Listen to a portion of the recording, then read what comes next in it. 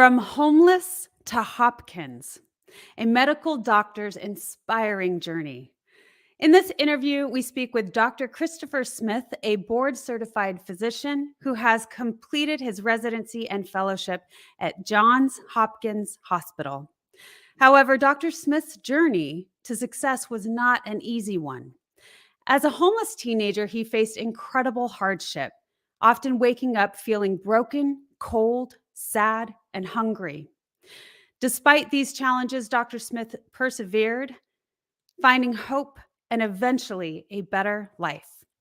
He shares an inspiring story of going from sleeping in a car to becoming a medical doctor at one of the most respected hospitals in the world. Dr. Smith is now dedicated to raising awareness of homeless children and finding solutions to help them overcome. Join us as we discuss his journey, his work, and his passions. Welcome to the Wellness Driven Life Show, where you're about to go on a wellness driven ride.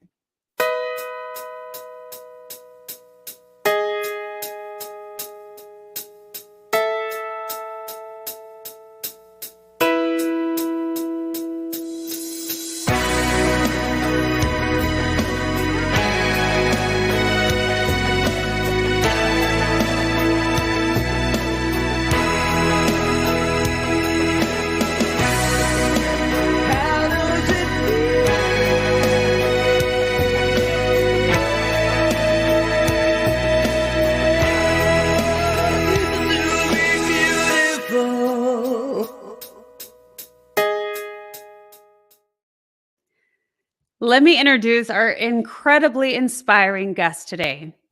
Dr. Christopher Smith is a board certified practicing physician who completed his residency and fellowship at the world renowned Johns Hopkins Hospital. Dr. Smith lives in Florida and partners with quantum imaging and therapeutics. He dedicates his time and resources to raising awareness of homelessness, homeless children, and finding solutions to help them overcome. Chris enjoys making new memories with his family, walking barefoot on the beach, traveling, and photography. Please help me welcome Dr. Christopher Smith. Hi, April. Thank you for having me on the show. My pleasure. It's a huge pleasure to have you on the Wellness Driven Life Show. Thank you so much for being here today. Thank you. It's a pleasure. I'm very excited to talk about wellness and talk about my journey as well.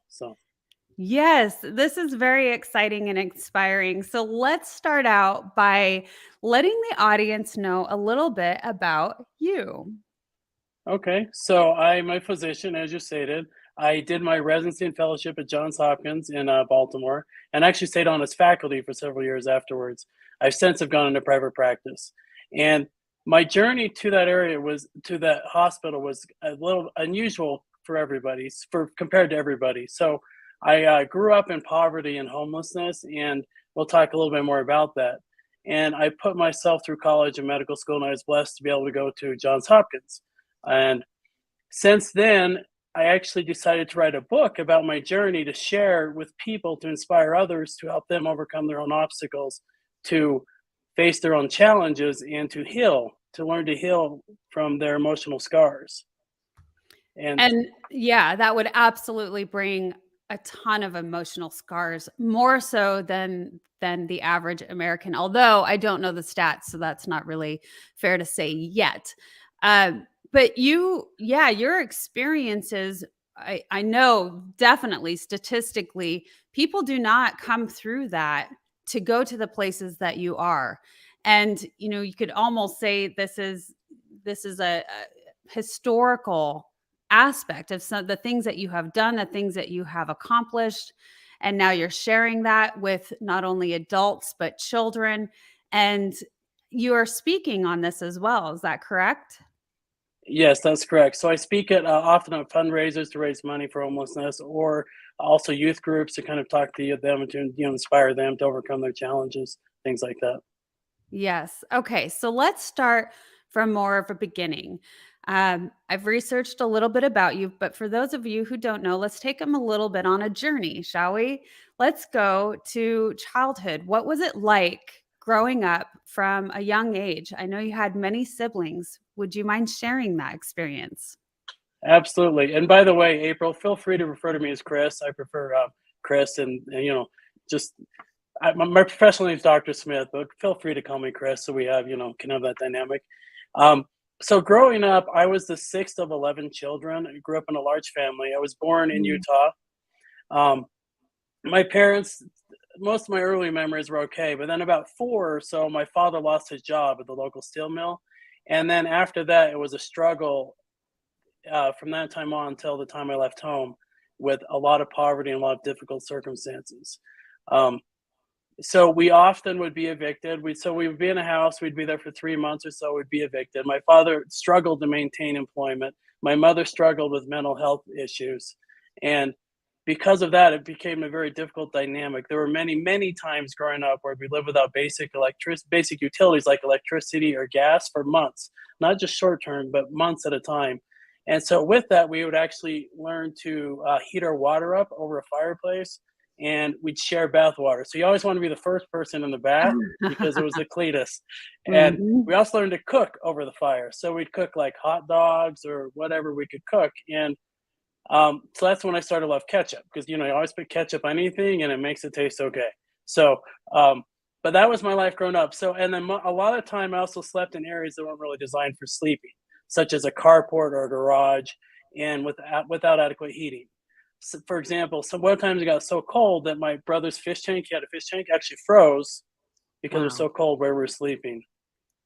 Oh, wow. Oh, so a few things I take out of this. You became a very innovative being because you had to creatively find ideas to on how to cook, you know, rushing to do things first and how to utilize water and all of the things that you had around you. Sometimes, Chris, I wonder if when we're put into these difficult situations, it helps guide us in so many things in life, and on how to think in different ways.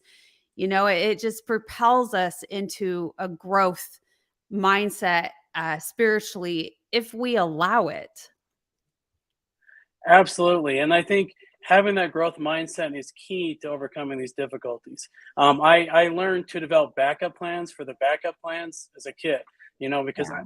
there was always this instability. And so even now, today, I always have a backup for the backup, whatever, goes Yeah. wrong. It's just an innate nature now in me. So, Yeah. Yeah, I would say so. And um so when I think about a childhood like this, I think of how difficult it would be to really feel secure. Is there a time that you can recall where you first really felt safe and secure? at home, no, I never really felt secure like ever. Um, but but I did feel secure in certain areas. School and libraries. School and Mm, libraries were my safe space, my security. yeah. So even when I was a senior in high school, so my senior year of high school is actually probably my worst year. I slept in a car the entire year of my senior year of high school. But school was always my safe space because school never went anywhere. It Yeah. always had electricity, and there was always food. It's always warm, and so school was, and I loved to learn. I always loved to learn. So I'd go to the library and read these stories of amazing people that overcame obstacles, like Yeah. Abraham Lincoln or whomever. These inspired me. So that was the only I felt secure in school and kind of learning. That was my only area of security that I had. Yeah, absolutely. And security can be a couple of different things. It doesn't necessarily mean the physical, right? I mean, when we talk about Viktor Frankl's book and all of the things that he experienced, I'm sure you've read that. And it's so much of that mental escape. I mean, we get to escape into books, into totally different worlds, and you can find comfort and solace within those worlds. And I don't disagree with you. That's exactly where my mind went is if I were in that situation, I would feel that security in a library or in a school. So 100%. How did this how did it end up for your siblings? You had so many siblings. So what is that relationship like today with your siblings? So my siblings, our relationship is somewhat fractured because my mother struggled with some mental health issues such as like bipolar. I think she, they're not really diagnosed, but basically she's created a lot of division and dysfunction in my family. Mm. But we've recently started actually to sit down and talk. Since I wrote my book, my older siblings and I have actually sat down and talked now, and it's the first time in 30, 40 years we've talked about our lives growing up. And for them, it was actually very, very therapeutic to sit down and say, to kind of talk about it. So we're starting to mend those relationships now and kind of to learn to heal, to overcome by sharing and actually working through those experiences, those emotions of, the past. Because typically what all of us did is we all intellectualized it. So we boxed up our emotions, put it away for 20, 30 years, and then Mhm. until that we focus on intellectual school. But those emotions are still there. They don't Yeah. go away. And eventually you have to face them and work through them. And you look back and you realize that your past actually had a purpose. And the pain of the past becomes less painful when you realize there was a purpose, some purpose that you went through that. Yeah, and it takes a lot to get there, doesn't it? Like you It said, does. you're going through, you know, over 20, over 30 years, sometimes for people, a lifetime, unfortunately, to really, understand that and get to that point. And it takes a lot of work. It's harder to do that work than it is to not. I'm sure you would agree Exactly. with It's that. hard to do it, but your end result is better if you work through it. See, I like to think about it as wounds and scars. See, in medicine, we often see wounds, people get injuries or whatever, and they develop scars. The same thing emotionally, we get those deep emotion wounds, the deepest ones that kind of fracture us, that, you know, kind of destroy us and break us. We don't want to face those. We don't want to face those experiences, those difficulties. But once we do and we work through it and you realize, it happened. It wasn't very fun, but it's in the past. It's part of me. It made me who I am today, but I can accept that it happened and let it go and then give it, I like to say give it away or give it to God, to God or to whomever, give it to whomever you can share with and let them carry it. And then it becomes like a strength, like a scar, almost like a badge, like you can share with others, say, this is what I went through. And because of this, you can make it through yours and overcome your difficulties. Yeah, absolutely, 100%. And I love, Chris, that you shared that you and your siblings are working it out and that you're starting to heal and share stories. And so much of healing, I believe, is through connection. And when we start talking connection, I believe that that was a lot, like this huge aspect of your healing process. You met your lover at a young age, didn't you? Yes. And so that kind of helped propel you where you're feeling a love that you maybe didn't experience before. Yes, absolutely. So I met my wife in college. Where I was 21, she was 19. So, but when I met her, I felt like I had someone who unconditionally loved me, Mm, and I felt complete. Before that, I kind of felt broken or empty. But once I met her, there was this feeling that I wasn't alone, that I had somebody with me, that I could share that emotional connection. And you're right about the connection. When you go through experiences like that, I think you often kind of downplay your emotions because you don't know how to deal with them. yeah. But part of developing that connection again is working through those emotions and be able to feel them and be like, being able to feel your emotions again. It's okay to cry. It's okay to be sad. It's okay to, be upset. But when I met my wife, she's very intuitive, like with emotion. She's very good with emotions and feelings, and she really helped me to be able to understand those emotions and be able to have that connection. To have that connection with someone who loves you and just accepts you for who you are. It's when we were dating. When we were dating, I used to have to walk to a payphone because my parents didn't have a phone. I so they have a phone, so I'd walk to a payphone and I call her. I have to make my conversations really short because it was only like you had to put 75 cents, and that was back in the day when you had quarters in, Mhm. and I'd have like 2 minutes to talk, and she'd always wonder why I cut it off. But eventually, I told her I didn't have a phone, and she was like, "Well, that's okay. I'll just come visit you more often." So she was totally okay with that. It was just she accepted me for who I was. Yeah, she allowed that, and it turned out even better because she's like, "I'll just come see you." instead Yeah, of talk. exactly. But wasn't it kind of nice though, in a strange way, when you had to use a payphone, that you were more intentional on what you said because you didn't have as long to talk? Oh, absolutely. I had to make sure it was very, very pointed, very I knew exactly direct what I wanna say, didn't waste time. Yeah. Yeah. So that's wonderful that you felt this connection that you hadn't before, and that unconditional love aspect. And I think so much of, just being human is evolved around love. And when we find that with however way we do, it really opens us up into experiencing life in a whole new way. Yes, absolutely. Once you have that love, you can experience life kind of a fullness, a wellness, a more balanced life. Yeah. Because without it, I think it's difficult to achieve that kind of that wellness, the balance.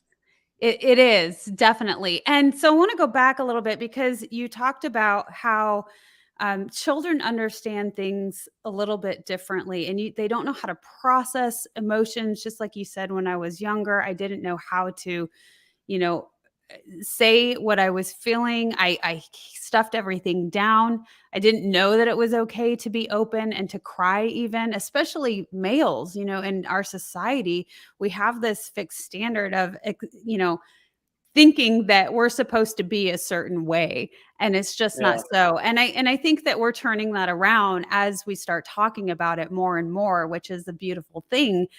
But I just wanted to bring that to light, because you not only wrote a book for adults, but you wrote a book for children. Did you happen to include aspects of that?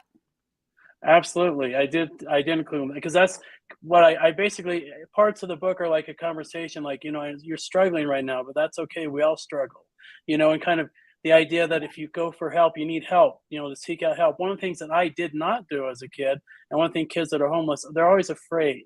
You always have this fear that you're going to be taken away from your family or put in the foster system. Um, Yeah. and your parents kind of well, at least my parents did, they kind of perpetuate that fear as well, and so you don't tell anybody about your situation. But in reality, those kids should reach out to somebody for help, a trusted friend or a Yeah. social worker or a teacher or whomever, law enforcement, whomever, somebody to help them out because there are so many resources now for families to help those kids. And and it would really help them.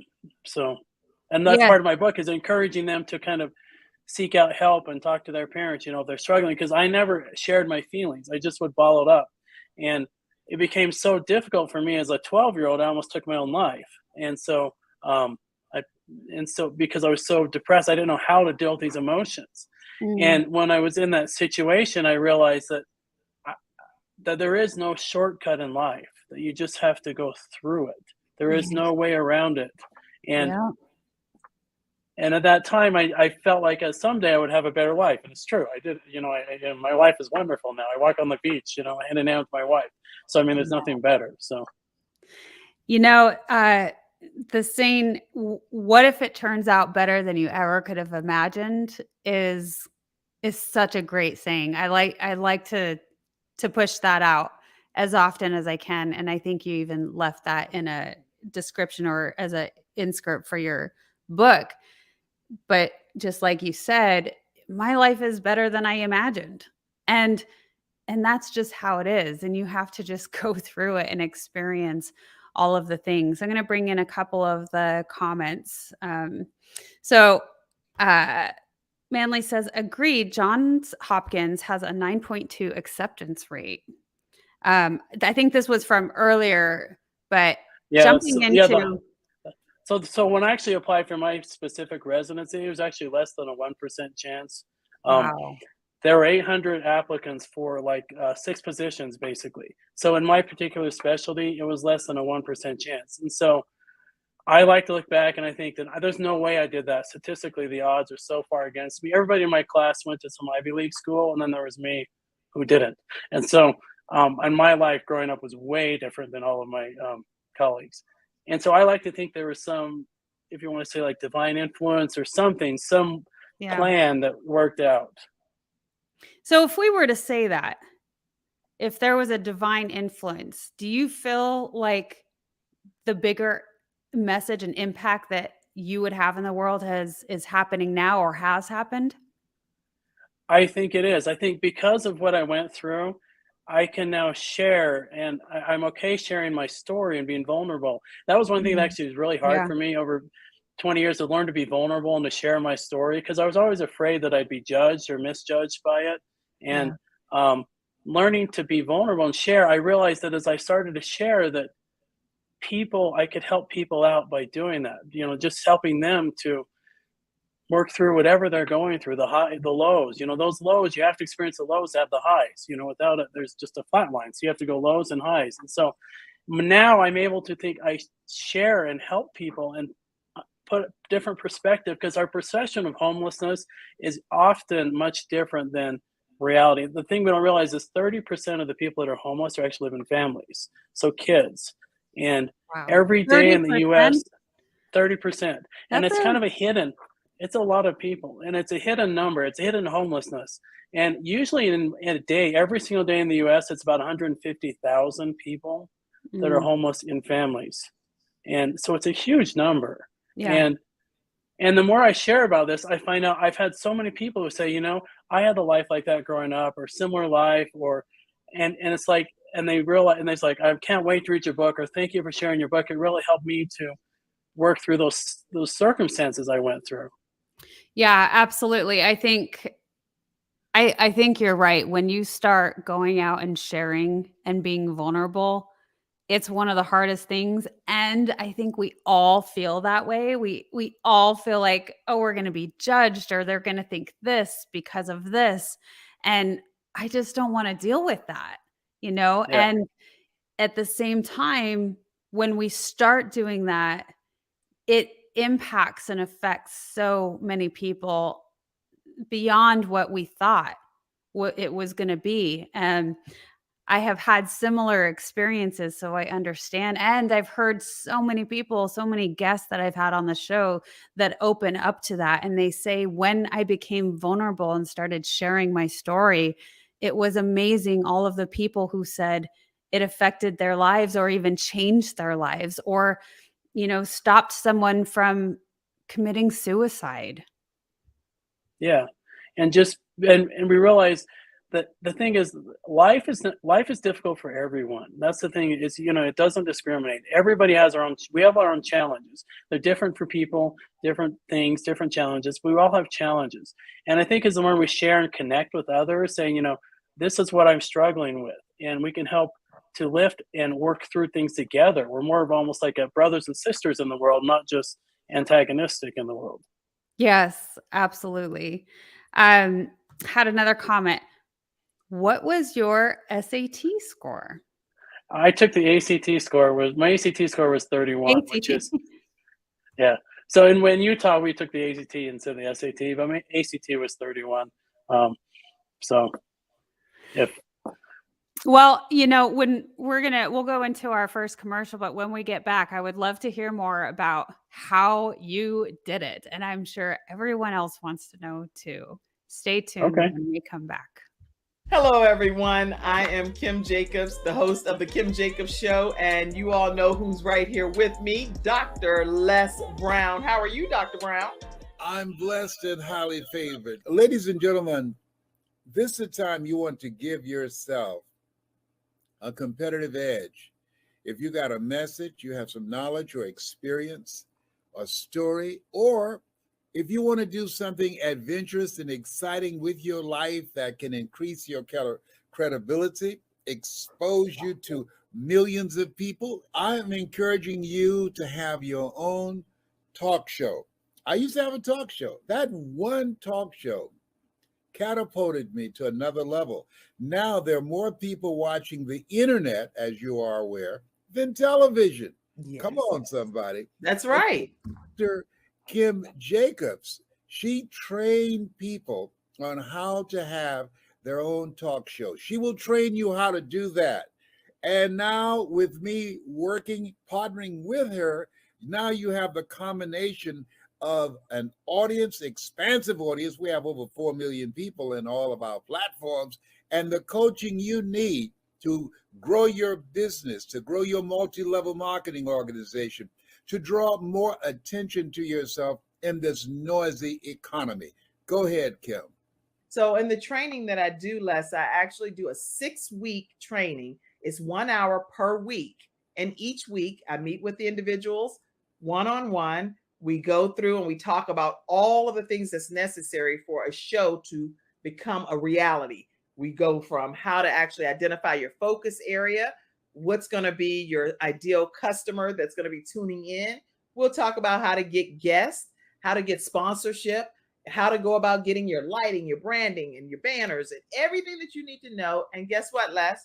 They own their own content at the end of the day. And that's exciting. Now, if you're ready to create a shift in your business and in your life and increase your cash flow, I want you to go to KimJacobsConsulting.com. It's right there on the screen, KimJacobsConsulting.com. You know, people say opportunity knocks on every door. Right. No. Opportunity stands by silently waiting for you to recognize it. So I want you to recognize that this is a time for you. This is an incredible time to have your own talk show. It establishes a level of credibility. Yes. And by being exposed to people on a regular basis, it allows you to strategically begin to impact and attract your audience. She can take you in a place in yourself that you can't go by yourself. So go to KimJacobsConsulting.com. That's KimJacobsConsulting.com. Did I say KimJacobsConsulting.com? Yes, you did. Very good. Make sure you go there and sign up for the coaching, and we're looking forward to working with you. You have something special. You have greatness within you. That's my story, and that's Kim's story, and we're sticking to it. Bye for now. Bye-bye. All right, welcome back. So back to you, Chris. I would love to know, and I'm sure the audience would, about how did you do it? So you come from such a, you know, these hard times. I mean, struggles where, to me, I mean, man, I don't even know if I'd want to get up and keep going. And you said you even struggled so much when you were 12 that you almost considered committing suicide. And you can talk about that if you'd like, but just curious, how did you go from there to really, was there a point when you were like, I gotta change, I gotta get somewhere high? Yeah, so thank you. So growing up, I used to actually, just so you know, I don't know if I didn't say this, but out of my family, the 10 of us, 6 of us actually went on and earned doctorate degrees. Wow. What? So, did you guys run into somebody that was just really influential and was like, you guys can do this? And, you know, yeah, how did that happen? Amazing. So I think a couple things. So one thing about my father, he struggled to maintain my plan. My father was a dreamer. He was always kind of an inventor. But one thing my father always did is he always encouraged us to try to just do something. And, you know, like try a sport. He always coached us in sports and things just to try. And it's okay if you fail. It's just the important thing is just try. And so growing up, I always just tried. And school was, well, like I said, my safe space, but I was also gifted in school, thankfully. And I had teachers who really helped me along. So teachers are kind of my superheroes to me. So they affect so many lives. They don't realize it, you know, some of these teachers. And so in 5th grade, my teacher told me I'd become a doctor. I don't know what she told me that. And I took it in and I believed it and took it forward. But then in 11th grade, so in 11th grade, you asked about changing. So in 11th grade, I was in my AP history class and I decided I was just done with school. I was just done, not going to school anymore. Typical teenage, you know, my rebellion was I stopped turning in my homework. You know, that's kind of a sad rebellion, but that's what my rebellion was. Anyway, so I decided I was done with school. My teacher, Mrs. Thompson, she noticed that my grades just started to plummet. And she pulled me aside one day and said, after class, said, Chris, what's going on? You know, this is not like you. And I just, as a teenager, just said, I was like, made up some excuse that I didn't get the information. It was too hard or whatever. And so she was the English teacher, history teacher. She had those still rimmed glasses, you know, that no nonsense kind of look. She kind of looked over her glass and said, Chris, you are so full of it. That is such, you know, you are not, that is such a lie, you know? And she said, the person you will disappoint is you. You will disappoint yourself someday. You have so much potential and you can do better. And that just really kind of woke me up. And I said, you know, she's right. I need to do well in school. I need to do this in school because it's my only chance. School was really my only chance. And so Yeah. after that in high school, I really worked hard and I actually ended up graduating fourth in my class. And the interesting was I had this mix. You talked about getting up in the morning. So when I was a senior in high school, my bedroom was a car. I slept in a car most of the year, even in the winter. And sometimes it was so cold, my hair went back when I had hair, you know, my hair would actually freeze to the door or freeze. It was so cold because it was Utah in the winter, which is below freezing. Yeah. But then, so at night, I didn't have anything to do. I didn't have a cell phone, didn't have video games, you know. I would just look at the stars. And I would just look at the stars and kind of just talk to myself. And I would talk to God or talk to whomever just to kind of say, you know, what am I? And at that time, I decided I was going to work as hard as I needed to make my life better so that my children's lives were not like mine, that they could have some hopeful life. So that year, I still participated in student government. I was actually in the senior council or senior class, whatever. And I did AP classes and I played sports, but my home was still in a car. So I'd sleep in a car, go to school. And I had this extremely tiresome facade I was trying to keep because I didn't want to let anybody know that that was my life. And so it was That extremely pride exhausting. factor of nobody's going to know this is how I'm doing. Because my head went, well, did you have friends whose parents wanted to take you in? And, you know, or if the school knew, you know, maybe they could push you into some resources. Were there resources? Did you even know? Or like you said, maybe it's that pride factor where I can't show this side of me. Yeah, I didn't. I only had a couple friends who knew. That was it. Literally, nobody else knew. And I was trying to maintain. As a teenager, you know, you're very insecure anyway about what's going on. But have people see you as being a homeless, poor kid sleeping in a car was like, especially back then, it was completely foreign to anything, you know, anybody had gone through. And so, but the cool thing is now I actually talk to my friends. I'm still in contact with some of them. They're like, why didn't you tell us? You could have came and stayed with me, you know? You know, it's unfortunate. But so the biggest thing I did was I didn't quit. You know, I had times that you asked how I did it. So I had times when I failed. So after I graduated high school, I got a 4-year scholarship at the University of Utah. But then by the end of that year, my freshman year, I was still working. I worked full-time and did full-time classes, like 18 credits a semester. And I ended up losing my scholarship. To maintain it, I had to maintain a 3.5 GPA. I ended up with a 3.45. So 0.05, I lost my scholarship.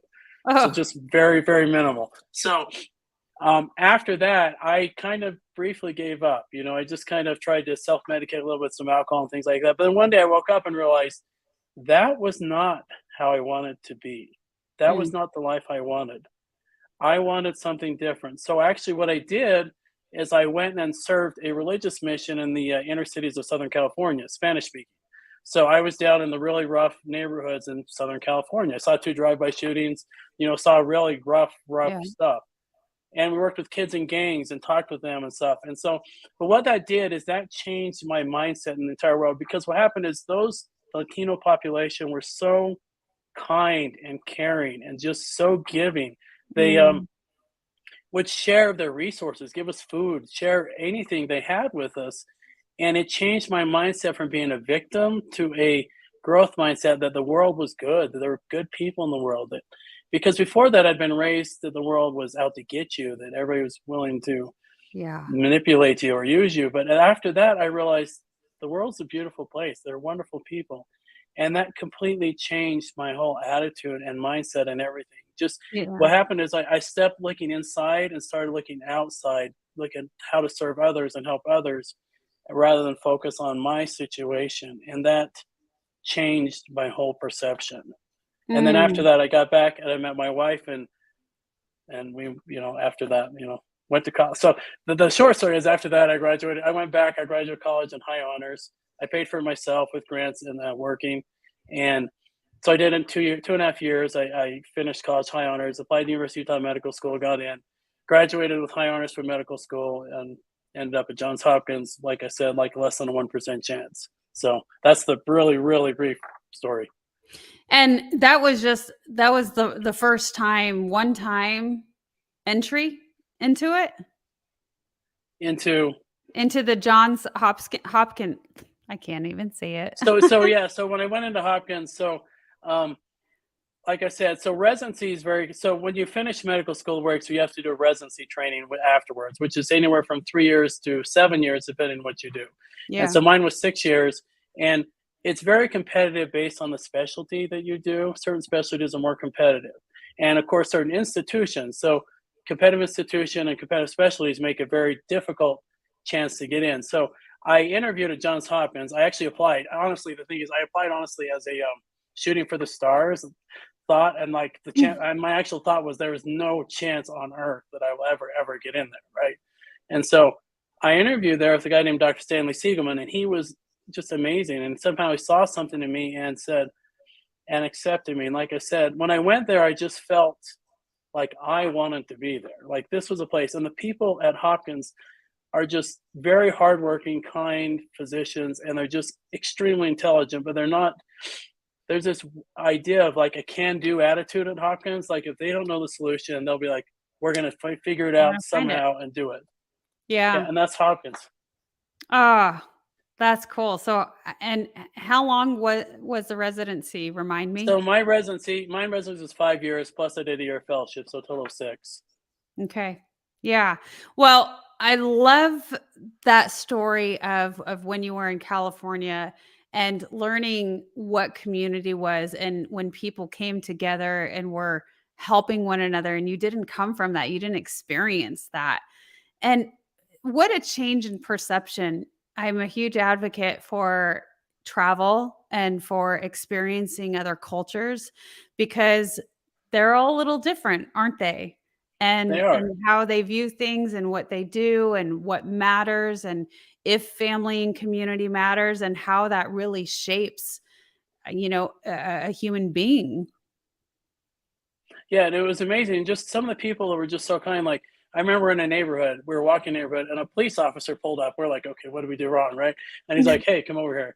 But he's like, do you guys realize where you are? Because we were we're Mhm. completely out of fish out of the water. And he's like, this is a really, really bad neighborhood. I don't come in here unless I have a bulletproof vest on and stuff. And so we're like, thank you, yes, thank you for looking out for us, but we're okay. And the amazing thing about the population down there is they still respect religion, even the really, Yeah. gangs or stuff like that, because they're a lot more Catholic. And so they still respect religion, and they left, they actually were great to talk to. We'd have lots of discussion with, these gang members and just talk to them. They're kids that get mixed up in some bad situation, but a lot of them actually have pretty good hearts, down deep. So Right. Yeah, and I'm sure, you got to the comparison that you were able to see with the way that you grew up and the way that these kids are growing up and, being able to be a light in somebody's life. And so tell me a little bit more. Let's move into your relationship with your wife and your family now. okay, so my wife. So one of the things I talked about, my wife had some medical problems after we were married, and when our first baby was born, my wife was pregnant with her. She had some complications, she had kidney stones on top of being pregnant, and Oh, she actually went to labor and actually had to be passed in a kidney stone while she was in labor, and it's just a really bad combination. And so, yeah. uh, you know, You so don't anyway, say. after so they did an emergency section, but as soon as they pulled our daughter out, my wife actually stopped breathing and became unresponsive. Mm. Basically, they had to resuscitate her. And when I was in the OR with her, I had no idea what was going on. They said, okay, Dr. Smith, you have to leave. Nobody told me what was going on for like 2 hours. I didn't know if she was alive or dead. And Um, it was one of the most difficult times in my life. I sat in the waiting room. So I learned in the future that if somebody's going through that somebody should go out and talk to the family or whatever, give them updates. But I sat there for several hours wondering if my wife was alive or dead. And at that point, I just realized that I could not, it'd be very difficult for me to do this life without her, because she truly is the best person I know. She just, very kind and loving, and just, I don't know, she just has that connection. Like I don't know, it's just something to share. We share with, and she knows me, and it's kind of funny because she's always accepted me. I mean, even she learns more about my crazy family, she still accepts me for who I am, and she just has helped me. I feel complete. I feel not fractured. Don't feel broken anymore. I feel complete because I have that connection with her in our lives, and she's fully supported me. Now, what we do, she actually comes with me when I go and speak. She actually has been taking college classes about marital relationship and family relationships, with the idea that someday we'd like to actually create a foundation to help people that are struggling like this and going through things too. And that's part of why actually my book is part of the reason why I wrote my book is I actually plan on taking some of the proceeds, and creating like a scholarship fund for kids that are just like I was, to help them go to school, because I think education is the key to overcoming those difficult circumstances. Yeah, I agree with you, and um, so that's wonderful. Let's definitely highlight that. Let the audience know that the proceeds to the book, and that's going to be in the description. You can find his link, and I'll go ahead and put this up too. Chris's website is www.homeless2hopkins.com. And so we talk about when we start educating minds and how that really starts opening them up. And I also want to go back a little bit to, the connection that you and your wife have. You're like this powerhouse couple. And so now you're starting to think of how can we start being a light together and doing something together. Yeah, because I think you're stronger if you do it together. There's a synergy or a strength together, Yeah. because she has obviously strengths that I don't have, and vice versa. So Yes. Yes, of course. And okay, so tell me tell us all the things that you're doing right now. You've got the book. Are you still you're still active in medical care? Yes. And how do yes, you do it all? How are you balancing, and you have children yourself? Yes? yeah. So I actually have Yeah. 5 daughters. I have 5 daughters. So Wow. um, so my oldest three are actually now out of the house. They're in college or married, and we still have two at home. And it's a challenge to find that balance in life. Mhm. You know, um, but what I try to do is, I just a lot of times I try not to waste time. I don't watch a lot of TV or things like that. I try to be productive more in my time to do things. And even if just rather than watch TV, my wife and I go out and walk along the beach and watch the sunset. It's much I think it's much more interaction. So I try to have balance though, like make sure I spend time with those people that are important to me, like my wife and my children, to really know and learn about what they're doing. But at the same time, also to work together with my wife to try to do good in the world as well, to, and as my kids get older, hopefully do that, work with them too, and some of my kids actually have done things like that too. Like my daughter helped raise funds for some homeless people, like as a teenager to help, for kids. So, but it's a real challenge though, honestly. And how, I don't know, sometimes I'm good at things, sometimes you do your best to juggle them all, but sometimes you don't. But yeah, so practicing medicine can be a challenge too. I still do that as well. So, but medicine's always been my kind of like school. It's the same thing. It's like my safe space. It's Yeah. it's my thing. So Yeah. Yeah, it's a passion. And I mean you have many passions, it seems. Is there any sort of tips or tricks you would leave with others when they do have a lot on their plate and they are trying to manage many different things, where they have the normal day-to-day job and they're also working on their passion project? And they have the family to take care of as well as themselves. Do you have any things that you do day in and day out that really helps you with that? I think I also, I think it's very important to take time for yourself too when you're doing things. So it's important to take time to have some mindfulness, or balance, to take time to either practice mindfulness, take a few minutes each day to just kind of relax and meditate, or do whatever you use to kind of practice that mindfulness. But some other tips I have is I actually try to really find out what my kids are into. Like one of my daughters really loved Minecraft, and so Mm. rather than me like take them on activities, I'd go play Minecraft with my daughter, and while we're playing, we'd have a great conversation and just try to really take it. My other daughter loves K-pop, and so I actually started listening to K-pop, and I really like things like BTS. I like the group BTS, and I learned more about it, and it's still not hard to do. You just have to make little changes in your life. So, like when I'm driving, I listen to her music to kind of connect with her to find out what her. And so then when I get home, those few minutes, I make sure, like around the dinner table, I think it's very important around the dinner table. We put away our phones, we put away our things, and have like a conversation with our kids, because Yeah. that's really about a time in our lives when we can just take a minute and pause. And the time for our kids is very quick. It goes very, very quickly. They grow up and they're out of the house before you know it. Yeah. And you talk about finding balance. And I think that's what's important to realize, that at times in your lives, you're going to focus on different things. Like when you have a baby, Yeah. that baby takes a lot of time. But as they get older, they become teenage or whatever, then they're not requiring as much time, but you can still spend some of your precious time with them. And the way I like to think of it is, time is our most precious resource. When we spend that time, it's gone forever, however we spend it. And we can spend it binge watching Netflix, or like I said, I like to play Minecraft with my daughter, because Yeah. now those memories, she has those memories. And I like to make memories rather than to buy things. So Yeah. with our kids, we like to take them and do things rather than buy a lot of stuff. So Yeah. Well, and the playing the games and the Minecraft, that's a form of connecting. It's not exactly. just being glued to the TV. Although, certain movies can be a connection aspect too, but I agree with you.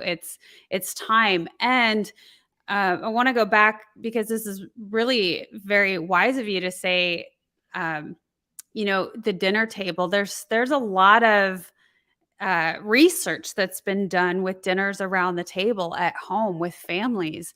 And that was something that I always did. I have 3 daughters, not as much compared to your 5, but between Manly and I, we have 7. So we're also familiar with big families, but the time around the dinner table was what we did. It was what we really tried to do every single night, and have a meal at home, because it's a small amount of time when everybody's busy working and school, and then they want to be outdoors playing with their friends, and you have your own things and you're taking care of households and doing all the stuff. That time is like when you actually can get everybody together, right? And then you can talk about your thanks and what you were grateful for and what happened, what was the most exciting part of your day. So I'm glad that you mentioned that. Yeah, one thing actually my wife did that she started doing is she has our kids share, okay, what are 3 things that happened today and how it made you feel? And it could be good things, or it could be things that make you feel bad too, just Mm. to have some conversation to talk about your struggles or your successes. So it's a nice question to ask your kids, an open-ended question. Tell me 3 things, and then we also share too, 3 things that happened in our day. Yes, of course, because when you lead by example, right? And I love that she brought that in, that feeling aspect, because, that's really teaching them how to feel and how to, understand what they're experiencing. And as soon as we start doing that, it's so much easier to process and move past it instead of let it fester. You talked about that a lot, about when you were a kid and you didn't know how to express or feel because you didn't think that you could. So teaching that to our kids is a really great way. How did that make you feel? And the open-ended questions. I love that. Yeah, and having them share their struggles, because we often, and how it's they're struggling, and just validating those feelings that they're feeling, I think is very important for kids. Yeah. So I want to bring in music, because you answered a fun thing that I like to ask all of my guests. And I asked, share something that most people wouldn't know about you, or a fun fact, or a hobby, bucket list, what have you. And you said, I like a huge variety of music, from Broadway musicals to hard rock. And I wanted to bring that in because, and you tell me what you think, but music is such a huge piece of how we dive deep into our emotional, spiritual sides. And you talked about, I listen to my daughter's favorite music when we're driving, because that's how I can connect with her.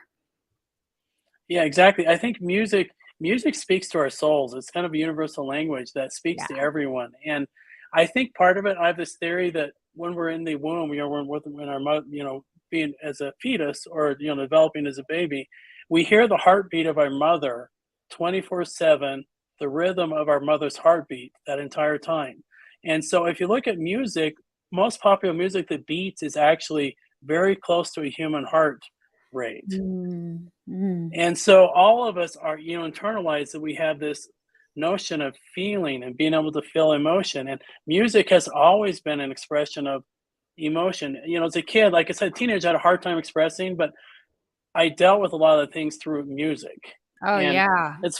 it's funny because my wife likes Broadway musicals now, and they think that she introduced them to me, but actually the opposite is I actually introduced Broadway musicals to her. So I loved like Les Miserables when I was a kid and Phantom of the Opera, even a teenager. So it's funny because I'd make my friends, we'd be listening to like Guns N' Roses. I grew up in the 80s, late 80s and 90s. But then okay, let's listen to Phantom of the Opera. And it was like, so like such a switch, such a dynamic. But, Yeah. I love that, just the whole range of music. I always thought it was really fun when they started getting really technical with music and they started integrating the harder stuff with the older stuff, and those are always fun. I have a comment that came in. I want to know about his meeting Depeche Mode at 7-Eleven. Okay, so my friends and I went to a concert up in Park City, and on our way there, we pulled up, and there was a tour bus there. We're like, okay, yeah, what is this? So we go in, and it's Depeche Mode. They were just finishing up or coming back or going to their concert, and we're like, what in the world? I guess they were getting some snacks for their ride, so we just ran into them in 7-Eleven just randomly. It's one of those random occurrences. You're like, I don't know how that happened, but just it did. It was pretty cool. They seemed like really nice guys. So That's definitely one of Manly and my favorite bands. So when we hear that, we're like, oh, that's so cool. So thank you so much, Chris, for sharing your wisdom and your stories and being vulnerable and sharing that with the world. I'm curious, is there certain places that you are speaking? Are you intentional in getting out to certain areas to build awareness? yeah, so I recently spoke at the Mayor's Ball in Palm Beach County, Florida. It was to raise funds for homelessness, and like probably 400 people were there. And they do it every year. They raise funds for the Homeless Coalition of Palm Beach County. So, and I've spoken at other organizations like that, and it's very helpful. It's just nice because our perception of homelessness is not always what we think it is. People that are homeless can become a success. Some of the most successful people actually were homeless, like Chris Pratt. I don't know if people realize that. Chris Pratt was actually homeless in Hawaii.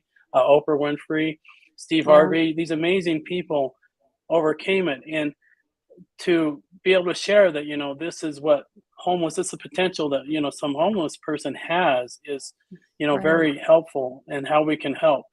But more importantly, I also share about what it feels like to be homeless, because that's kind of hard to describe unless you've experienced it. Yeah. And you go into detail with that with your book. So again, I want to let the audience know that that's going to be left in the description. Most of you are going to be watching the replay, so you can find it there. Also, you can always leave a comment in the comment section and we will get back to you. You can reach Chris at homelesstohopkins.com. And except for my Gmail is also the same, homelesstohopkins@gmail.com. So okay. If somebody wants to email me. Great. Thank you. And you've written a children's book alongside that. So if you know of people where you want to get this out, I just love that you have really created so many different avenues and unique ways of sharing this story and really going deeper on what that feels like. So thank you very much for sharing. Is there anything else that you want to leave the audience with today? No, just thank you. I think one thing I do want to leave is the idea that all of us have value. That's one thing I struggled with growing up. But all of us are unique and individuals, and each of us have a value, and we have an infinite value. And to just realize that every single person, no matter what you're struggling with, you have value and that you can have a better life. You just have to keep working. And when you do have a better life, reach back and try to help someone else who is struggling to kind of help them have a good life, help work through their difficulties. And I just want to say thank you for having me. It's been a pleasure to talk to you. Oh, you're welcome. It is our pleasure. Thank you so much, Chris, for being on the Wellness Driven Life Show. And again, to our audience, thank you so much for tuning in, and goodbye for now.